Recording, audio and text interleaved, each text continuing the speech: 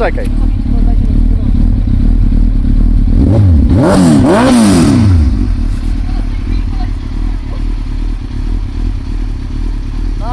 No, jebałem.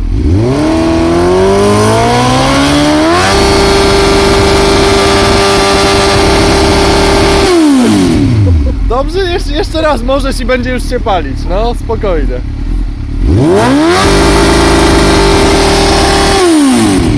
Czekaj. No dawaj.